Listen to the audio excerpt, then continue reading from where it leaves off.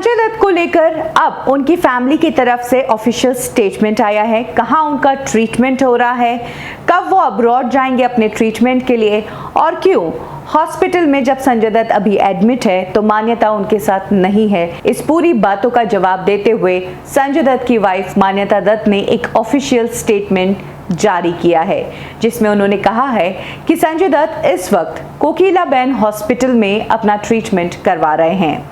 संजय दत्त अभी safe hands में हैं। जो डॉक्टर्स वहां पर काम कर रहे हैं वो संजय दत्त के नोन डॉक्टर्स है। यही कारण है कि इन डॉक्टर्स पर संजय दत्त और उनकी फैमिली को पूरा विश्वास है। उनके इस कैंसर से जंग के सफर में संजय दत्त की जो बहन है प्रिया दत्त, वो उनकी टॉर्च बियरर है, यानी कि वो आगे रहेंगी और सारे अहम फैसले वो ही लेंगी। वहीं मान्यता जो है वो घर और बच्चों को संभालेगी। मान्यता ने प्रिया दत्त की तारीफ करते हुए कहा है कि प्रिया दत्त ने उनकी मॉम को कैंसर से जूझते हुए देखा है और पिछले कई सालों से इनका फैमिली का एक कैंसर को लेकर फाउंडेशन चलता आ रहा है। तो ऐसे में प्रिया दत्त को कैंसर से रिलेटेड ट्रीटमेंट, उससे रिलेटेड एक्सपर्ट्स की काफी जानकारी है, इसीलिए इस पूरे सफर में प्रिया दत्त मेन लीडर रहेगी। मान्यता दत्त ने इस बात का खुलासा किया है कि इनिशियली संजय दत्त का जो ट्रीटमेंट है वो यहाँ कोकिलाबेन हॉस्पिटल में ही शुरू कर दिया गया है।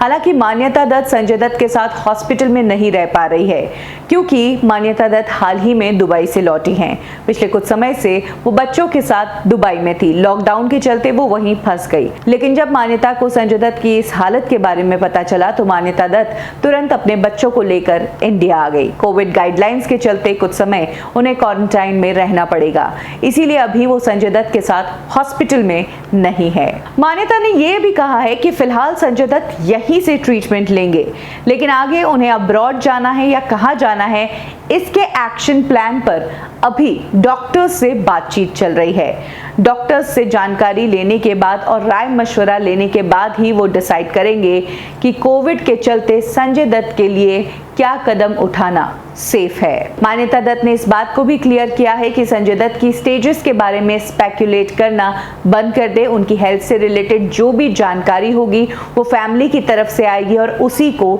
सच माने। well, आपको बता दें कि कुछ दिनों पहले संजय दत्त को लीलावती हॉस्पिटल में एडमिट करवाया गया था। उनके फेफड़ों में पानी भर गया था, जिसे बाद में निकाला गया और जब टेस्ट करवाए गए तो डॉक्टर्स की रिपोर्ट में ऐसा सामने आया कि संजय दत्त को कैंसर है। बॉलीवुड के कुछ एक्टर्स हैं जिन्होंने कैंसर के चलते इस कोविड के दौरान अपनी जान गंवाई है, जैसे कि ऋषि कपूर साहब और इरफान खान साहब।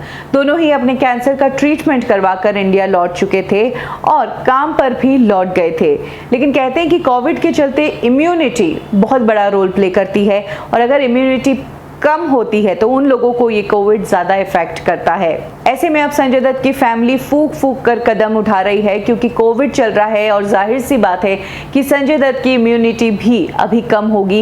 यही कारण है कि उनके जो मेन डॉक्टर्स हैं, जो फैमिली डॉक्टर्स हैं, जो बहुत ही नोन है, जो उन्हें डिटेल्ड जानकारी और सही राय दे सकते हैं, उन्हीं से राय मशवरा कर कर संजय दत्त का इलाज शुरू कर दिया गया है। और उन्हें अब्रॉड अभी ले जाना सेफ है या नहीं है, ये डिसीजन डॉक्टर्स से राय मशवरा करने के बाद ही लिया जाएगा।